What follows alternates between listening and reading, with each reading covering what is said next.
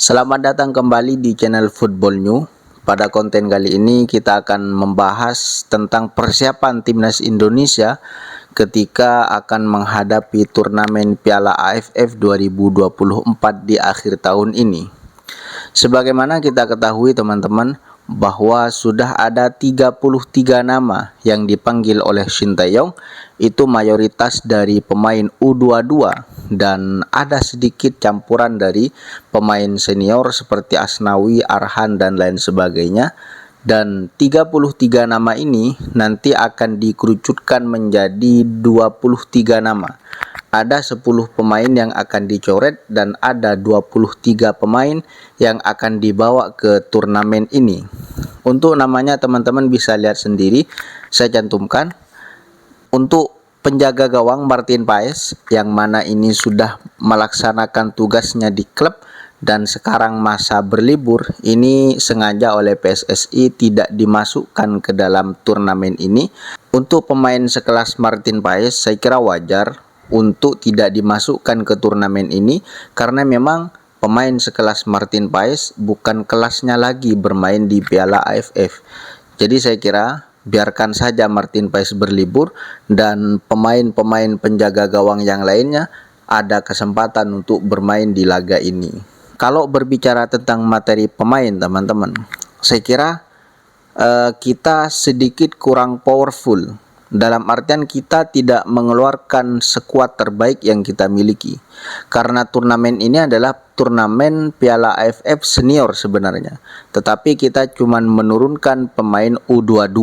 Dan ini akan dipersiapkan katanya untuk Piala Asia U23 nanti di tahun depan. Dan ini bertolak belakang dengan pemain dari rival kita. Kalau kita lihat kabarnya teman-teman, pemain dari Vietnam, pemain Thailand, Malaysia dan pemain-pemain yang lainnya itu mengeluarkan full squad. Artinya mengeluarkan pemain senior terbaik mereka. Terlepas dari ada beberapa pemain juga yang tidak dimainkan, tetapi mereka full squad. Nah, sementara kita ini memilih terhadap U22 untuk diturunkan di turnamen ini. Dan kabarnya PSSI tetap menargetkan bahwa kita harus menjadi juara dari turnamen Piala AFF 2024. Apakah ini realistis memandang lawannya full sementara kita tidak full? Menurut saya target juara itu harus teman-teman. Tetapi seandainya kita gagal mendapatkan juara dengan skuad U22, maka saya kira jangan sampai berdampak kepada kepelatihan atau juga kepada pemain. Artinya kita harus berusaha semaksimal mungkin untuk mendapatkan juara. Tetapi andaikan tidak juara, jangan sampai ada stay out atau pemain ini coret, pemain ini kurang layak dan lain sebagainya.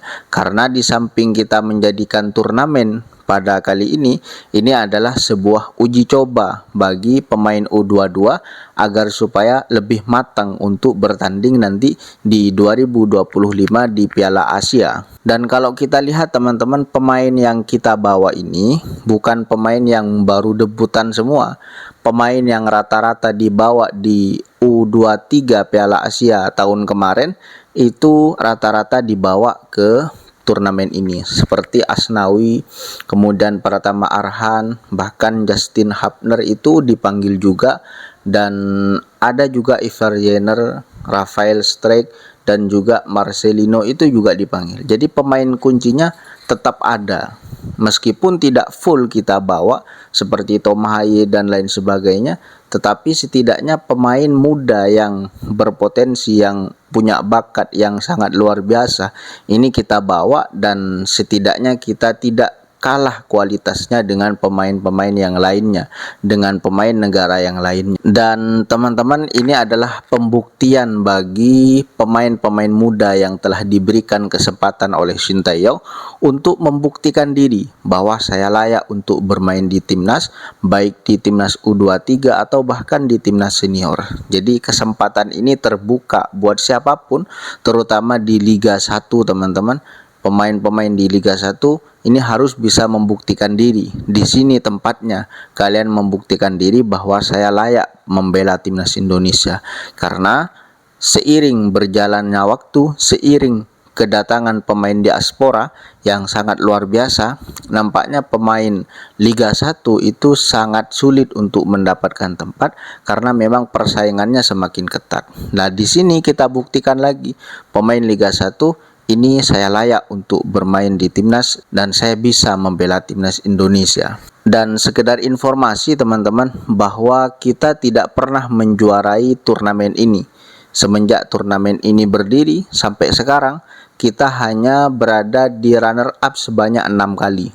6 kali menjadi runner up dan tidak pernah menjadi juara. Itulah yang menjadikan bahwa kita penasaran terhadap bagaimana rasanya menjadi juara di turnamen ini. Dan apalagi Sintayong ini belum memberikan piala atau gelar bagi timnas Indonesia. Kalau gelar secara non piala itu sangat luar biasa teman-teman. Tetapi saya kira juga penting Sintayong untuk minimal satu aja ada piala untuk timnas Indonesia, supaya hater-hater di luar sana yang menghujat Sintayong tidak berprestasi dan lain sebagainya itu bisa terbungkam dan Sintayong bisa memberikan hadiah buat kita. Bagaimana menurut teman-teman? Apakah kita akan mendapatkan juara untuk pertama kalinya, atau malah kita gagal lagi, atau runner up lagi, atau seperti apa? Silakan komentarnya di bawah.